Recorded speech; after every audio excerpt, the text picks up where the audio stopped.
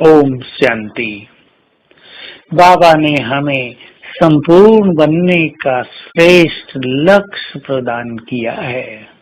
Perfection बहुत बड़ी चीज है। पहले तो हम सुनते थे परफेक्ट तो केवल एक भगवान ही है और कोई परफेक्ट हो नहीं सकता।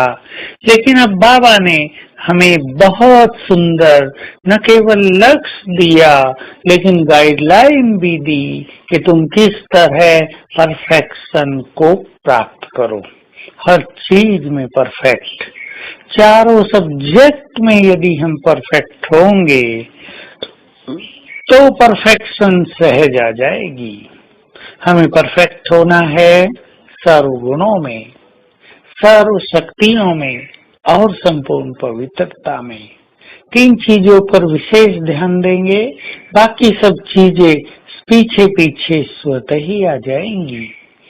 जब हम ज्ञान में परफेक्ट होते हैं तो हमारे विचार महान होते हैं। हमें रोज रोज गाइडलाइन मिलती है। सेवाओं की फील्ड में रहने से हम गुणों में स्वयं को परफेक्ट कर सकते हैं। हमें पता चलता है हमारे अंदर कौन सी कमी है और सेवा की वो गुणों की परफेक्शन तभी आएगी जब हम अपनी कमियों के बारे में जागरूक रहेंगे और उन्हें निकालने में तत्पर होंगे, तैयार होंगे, इच्छुक होंगे। तो एक संपूर्णता की राही को अपनी कमियों को फटाफट निकालते चलना चाहिए। ये नहीं कोई कमी सालों साल चलती आ रही हो, उस कमी के अधीन होकर हम अपना जीवन जी रहे हों, तब तो सर्व गुणों में परफेक्शन आएगी नहीं। हम ध्यान दें, योग बल से शक्तियों में हम परफेक्ट बनते हैं। योग बल सबसे बड़ा बल है। इससे सारी शक्तियां आत्मा में समाने लगती हैं और साथ साथ हम संकल्प भी किया करें कि मुझ में ये सारी शक्तियां हैं, तो सारी शक्तियां प्रैक्टिकल में काम करती रहेंगी। आठों शक्तियां एक साथ जब चाहें कार्य में लगी रहें, ये होगी शक्तियों की संपूर्णता। पवित्रता की संपूर्णता जो धारणाओं का सब्जेक्ट है, उस पर भी हमें बहुत ध्यान देना है। संकल्प में भी कहीं कोई आकर्षण न रहे। आकर्षण बहुत है इस संसार में, आकर्षणों की कोई कमी नहीं। और जो ज्ञान योग के पथ पर आगे बढ़ते हैं, जिन्होंने पवित्रता का मार्ग अपना लिया है, उनके सामने भी माया अनेक आकर्षण पैदा करती रहती है।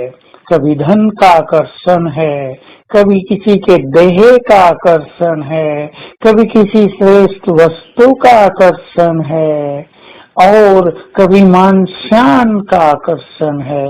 चेक कर लें, कोई आकर्षण हमें अपनी ओर आकर्षित तो नहीं कर रहा है। विशेष रूप से देह का आकर्षण, किसी विकार का आकर्षण, इससे यदि हम मुक्त होते जाएंगे तो बाकी सभी आकर्षण सहज ही समाप्त होते जाएंगे। इसके लिए हमें बहुत ध्यान देना है। त्याग और वैराग्य वृत्ति सदा ही अपना कर रखनी है। ये आकर्षण देहभान की निशानी है, ये आकर्षण अपवित्रता की निशानी है और ये आकर्षण हमें कभी भी हमारे लक्ष्य की ओर जाने नहीं देंगे।